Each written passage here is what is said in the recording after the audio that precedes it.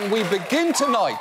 We begin tonight in Turkey, the country named after the fourth best sandwich and the third best burger.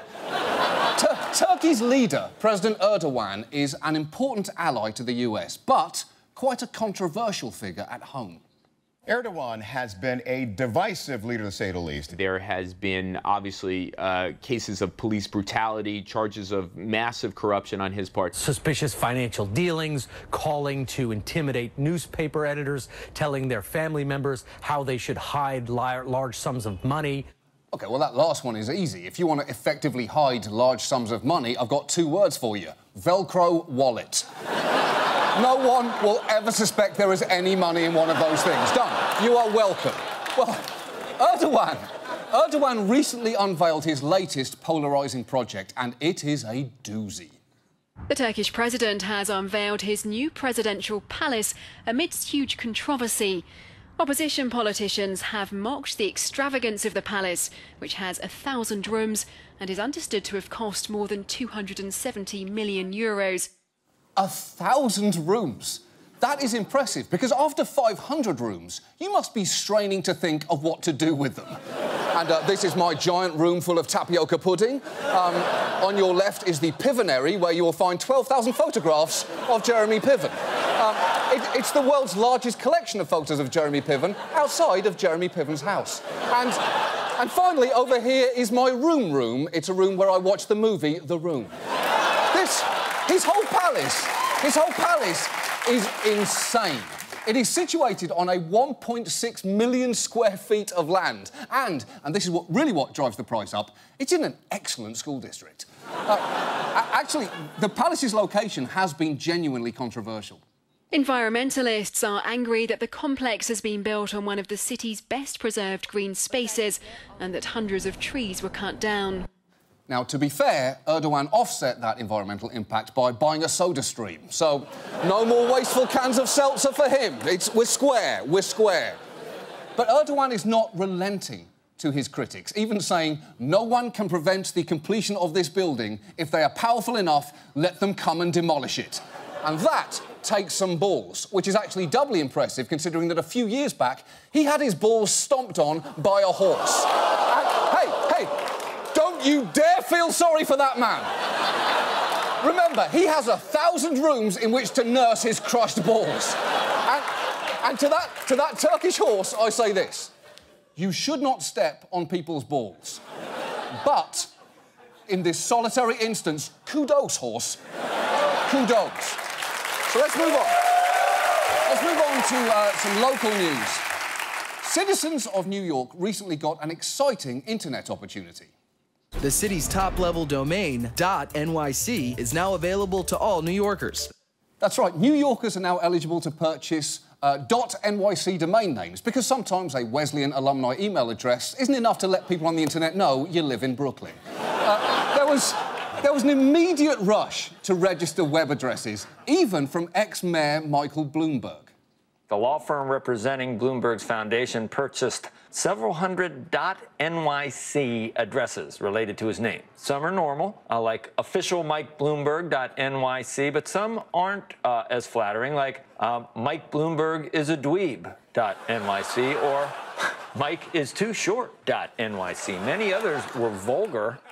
Oh, they were vulgar, because these are some actual domain names his firm purchased. Fuck Bloomberg.nyc, fuck Michael Bloomberg.nyc, fuck Mike Bloomberg.nyc, and Michael Bloomberg is too short to be president.nyc.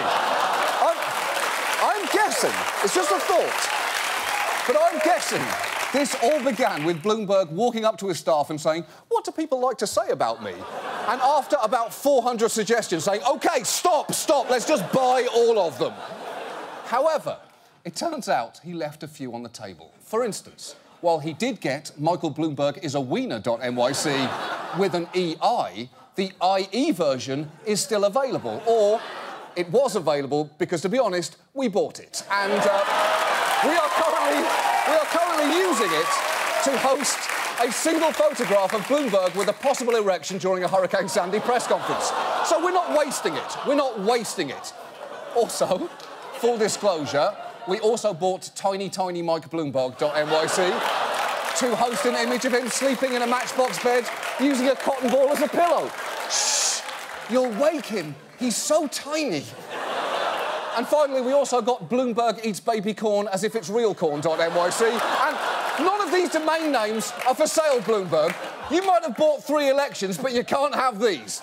In fact, I would encourage everyone to go to ownit.nyc right now and buy the domain name of your choice. As of this taping, all of these are available. Do it, because trust me, there is no better feeling on earth than owning something a desperate billionaire is unable to purchase. And finally tonight, I'd like to talk about salmon. Cat food for people. Tuna's understudy that you hope never has to go on. And that stupid fish that doesn't know how rivers work. Salmon famously have to fight their way upstream to spawn. But thanks to hydroelectric dams, that's become increasingly difficult. But don't worry, because as we found out recently, America is on it. I'm Ben Tracy in Washington State, where we're going to introduce you to a pretty sweet piece of technology known as the salmon cannon. That's coming up on CBS This Morning. You know, sometimes people say the news has lost its touch, but every now and then, they fucking nail it. Because a cannon that fires fish through a tube and over a dam is absolutely incredible. And if you're wondering what it looks like when they come out the other side, the company that makes it, incidentally called Whoosh Innovations, has produced a spectacular slow-motion video set to classical music.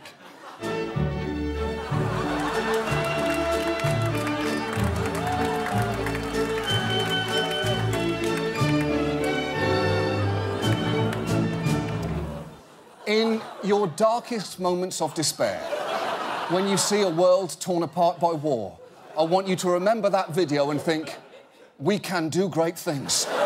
We can do great things. In fact, let me tell you how much I love the salmon cannon. I love it so much, we made our own cannon this week. So, this thing is pretty powerful. So, who wants to give this puppy a go? Let's see where this salmon ends up. Of course, the situation in the Mideast only getting more complicated. The U.S. has been bombing for... OK. So we know it works. Let's try firing 2 fish somewhere else. Thank you, spatulas. Or is that the...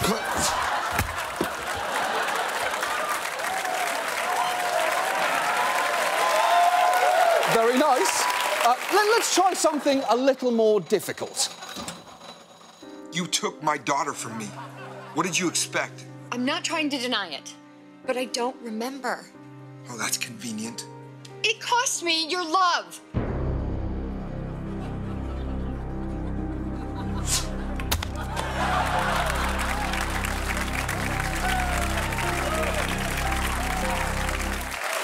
Clearly, this is the greatest object that has ever been invented.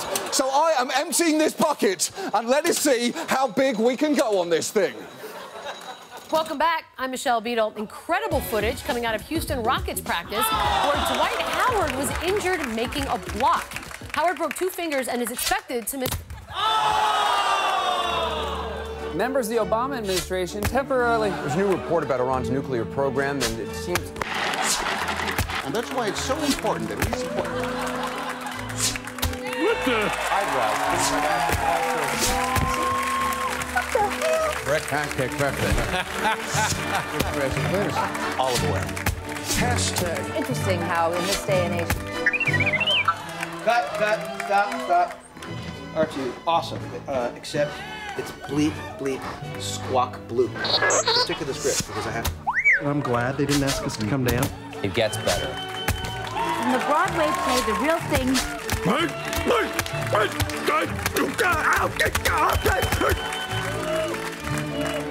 15, Blade. Hey! I quit. I can't work like this. Shut up.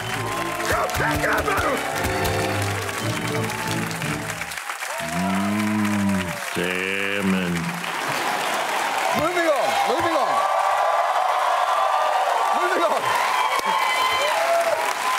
Let's move to our main story tonight, the lottery.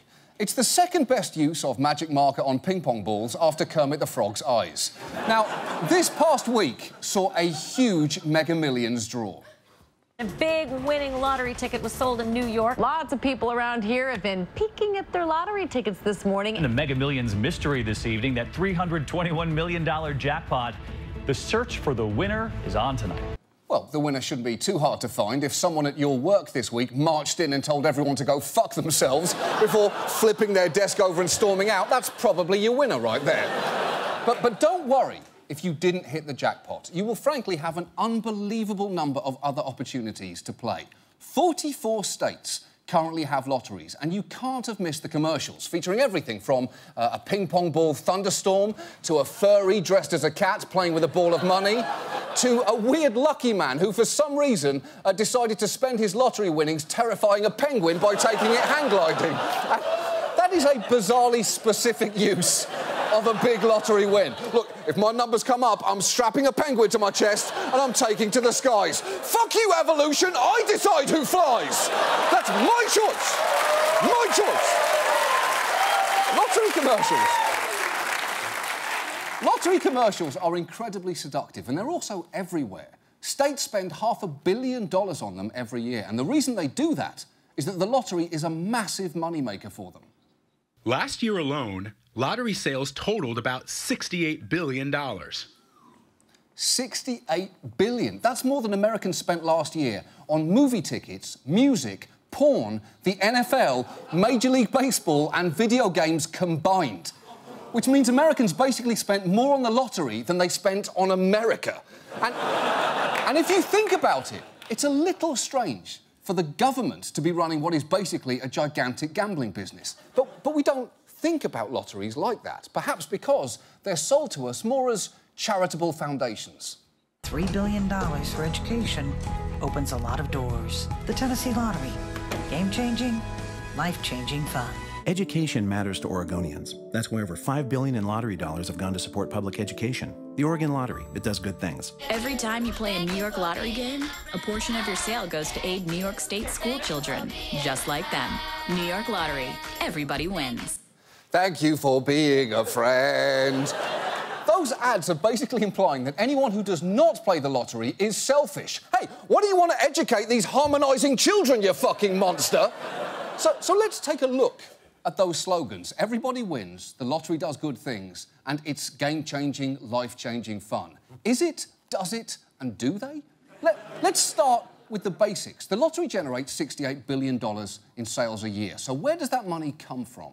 Over the course of the last 2 decades, multiple studies have found lower-income households spend a higher percentage of their money on lottery tickets.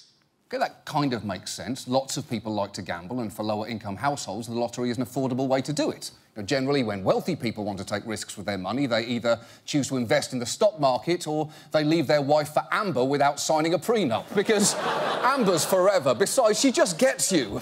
She's a little tiring, but she'll be there. The lottery is in the business of selling people hope, and they do a great job of that. Start a college fund for our kids. Start a college fund for their kids. A game with jackpots worthy of your dreams. Mega Millions. Dream mega.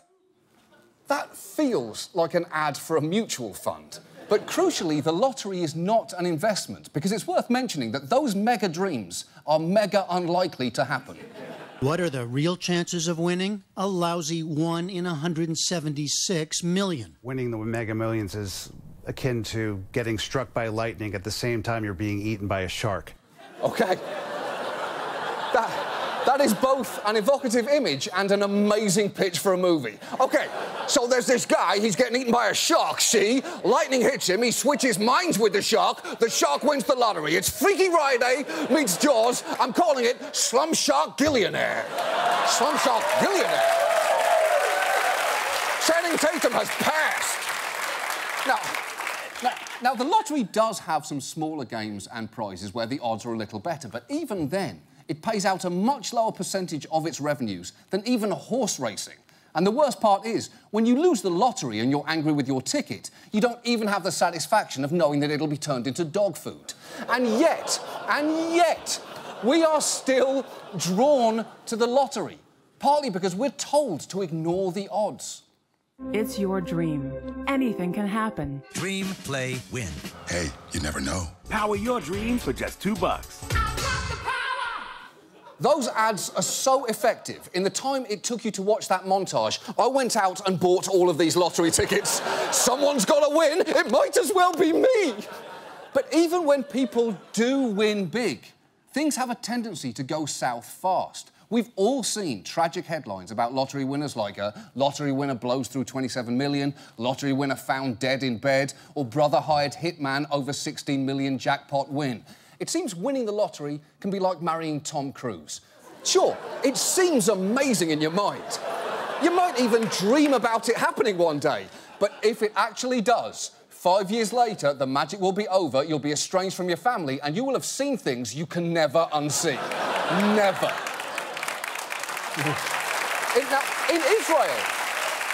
In Israel, lottery winners are actually photographed wearing masks to protect their identities. And in the 90s, this is how one man from Gaza collected his prize. Most lottery winners don't turn up with a bag over their head, but this 24-year-old Palestinian wanted to remain anonymous. That's right. Winning the lottery is such a curse that you can find yourself in the Middle East with a bag over your head because something good happened to you. So why do people play? Well, for some, they can't stop. The lottery can be extremely addictive, and states know this. Many lotteries offer resources to help problem gamblers. The Illinois Lottery even has a section on their website for responsible gaming. Although when we clicked on the link, we got, and this is true, a pop-up ad for the lotto. Seriously, Illinois? There is a reason that the first step in a 12-step programme isn't congratulations on starting the programme. Why not reward yourself with a refreshing gin and tonic? Cheers. But look, I'm sure that is just an innocent mistake, just like I'm sure that it's a coincidence that if you Google lottery intervention, this is what comes up. Need a lottery intervention? Play the new DC Fast Play games from the DC Lottery. Feel the thrill of winning instantly. Are you kidding me? Someone at the DC Lottery deserves a promotion before they go directly to hell. And at the very same time they're supposedly addressing problem gambling, states are actively expanding into even more addictive products. Just look at Oregon. The lottery takes in makes about $1 billion every 2 years for the state. About 80% of it, maybe even more, 86, 90%. Yeah, that's what we're running right there on the screen. Boy. Comes from one source, and that's these video machines, mostly video slot machines or video poker. The vast majority of Oregon's lottery income comes from video slots and video poker, meaning that Oregon claims this is a lottery machine. Because of course it is. Just like this is a lottery wheel, and this is a lottery table. And of course we all remember Martin Scorsese's movie, Lottery. Machines like these are not only addictive, they're incredibly lucrative. Internal Oregon lottery data indicates that regular lottery players lost an average of $106 per year, whereas video poker and slots players lost an average of $2,564. That's an insane amount of money. You could buy a '98 Mazda with that money, and you should. It's got a moonroof and 6-way speakers. You should get in it right now and drive in the opposite direction of any video poker machine. Although good luck with that if you live in Oregon, because these machines are everywhere. There are more than 12,000 of them in the state. And that kind of ubiquity puts some people in serious danger. My boyfriend and I have gotten into fights over, I'll go out, I'm just going somewhere with a friend of mine, and I end up playing video poker, or I was supposed to go to the store to buy food, and I come home with no food and no money. As soon as I walk in the door, he knows, and then we don't have any food. Remember, the machines that are causing her such trouble are run by the state, a state which proclaims its lottery does good things. And at this point, I'm thinking it may not be a coincidence that the logo for the Oregon State Lottery is someone crossing their fingers, the universal sign for lying. OK, so maybe Maybe the next question should be this. Why do state lawmakers keep approving all this? Well, as those singing children told us, lotteries are really all about good causes like education, and that's always been the excuse. State lotteries were illegal in this country until 1964, when New Hampshire launched the first one under the guise of a very familiar message. How come you're buying one of these tickets? This is the first one in our country, and I would like to participate in it. And I also feel that it's for a very good cause of education. I don't think there's a better reason for buying one of these. Well, there probably isn't a better reason, but there are plenty of better ways to fund education. Sales tax, bake sale, or simply putting cash into an envelope, writing school on the front of it, and mailing it. Because for all the claims that lotteries are a huge boost to education, the reality is a little different. Our investigation of government spending in the 24 states that dedicate lottery funds for education yields a stunningly bad report card. The percentage of state spending on education is down or flat in 21 of those states, from coast to coast. Lotteries provided no additional funding for education in 21 out of 24 states. As math students in one of those places would put it, that is nearly 50%. How is this possible? Well, look, let's just look at North Carolina. Their governor inaugurated the North Carolina Education Lottery nearly a decade ago with big promises. When the lottery is fully implemented, we'll be adding another $500 million annually for education. $500 million extra, that sounds great. You'd think by now all North Carolina preschoolers would be strutting around in fine bespoke suits, quoting Nietzsche and Kierkegaard. But in fact, North Carolina currently spends less per student on education than it did when the lottery even began. And if you're thinking, how the fuck is that possible? It's because money in state budgets tends to move around a lot. Trying to add money just for one purpose is a bit like trying to piss in one corner of a swimming pool.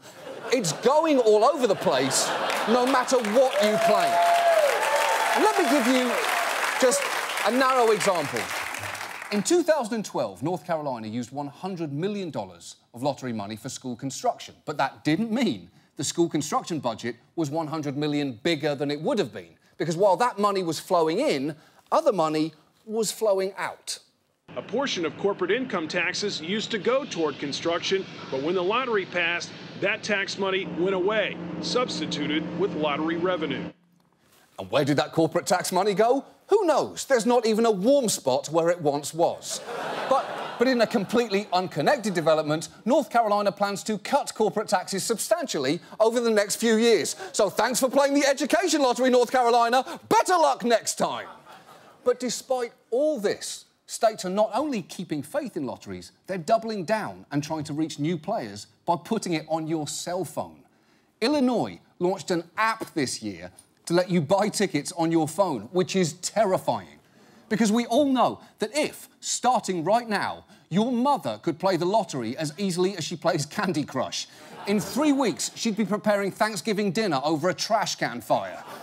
But I'm sure that Illinois will make the same argument that everyone does to justify state-sponsored gambling. Hey, it brings in money for good causes. Except, as I think we've seen by now, lotteries are bad for losers, often bad for winners, and a pretty compromising way to assist state budgets. Think about it this way. Gambling is a little like alcohol. Most people like it, some are addicted to it, and it's not like the state can or should outlaw it altogether. But it would be a little strange if the state was in the liquor business, advertising it by claiming that every shot of vodka you drink helps school children learn. Yeah. Thank me for being a friend. I'm gonna get those kids an iPad. I'm a winner. Everybody's a winner. And now, this. And now, people on TV misunderstanding what the term spoiler alert means. So, you know, spoiler alert, there's no one food that's going to really perk you up. Train versus tractor trailer, and spoiler alert, the tractor trailer loses. We introduce you to some of the newest additions at our nation's zoos. And spoiler alert, They're adorable. That sort of classic summertime pattern is going to be returning, but it may be a little bit of a spoiler alert for your weekend. The jobs numbers are in, and spoiler alert, they're really good. The big question tonight, will Republicans take control of the U.S. Senate? They need 6 seats to pull it off. So what will happen? Spoiler alert, we don't know.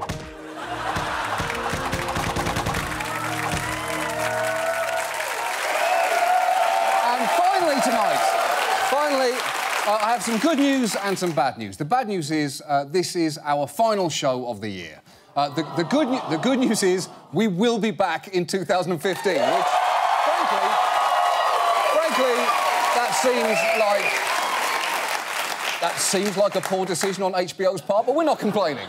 We've had such a fun year dealing with all the most important stories out there, from dead SpaceX geckos to pole dancing chickens to Scottish unicorns to whatever this was. This exuberance is never going to blow up in our face! USA! USA! USA! Obviously, that was part of a story about vicious anti-homosexuality laws in Uganda. And of course, amazingly, that's actually true. And there were, of course, also the occasional musical numbers. Our prison population is bigger than Slovenia. 'Cause we put people in jail instead of treating schizophrenia. Now, in our defence, you find a better rhyme for treating schizophrenia. It is not easy. It has been a really fun first year, and I just want to take a moment to thank our whole staff who have worked incredibly hard, and as well to thank some of the other personnel who've helped us a great deal. First, the characters from our prison piece. So I just wanted to say thank you so much for your help, guys. Thank you. Mr. Oliver. I can't believe you're already done for the year. I know, it's just flown by the time, yeah. I can't believe you're going on vacation after only 24 episodes. Well, I don't know about only 24 episodes. That seems like a lot. Really? Jimmy Fallon does 5 shows a week, and his are an hour long. What? Yeah, well, you know, I'm not Jimmy Fallon. I wish you were. Yeah. Hey!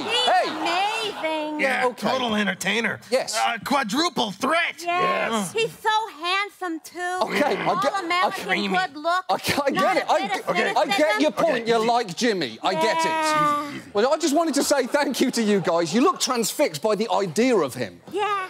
I want to say thank you not just to you guys, but also to some other people, because there are a few others who wanted to say goodbye before this season ends. So let me take this opportunity to thank our pole dancing rotisserie chicken with our sexy soybean, our horny SpaceX gecko, our Miss America, our Scottish independence unicorn, our breakdancing Lincoln, and of course, who can forget our Supreme Court dogs. Here they are. Who's a very important check and balance. You are. Thank you all so much for watching. We will see you next year. I can't thank you enough. Good night. Good night. No!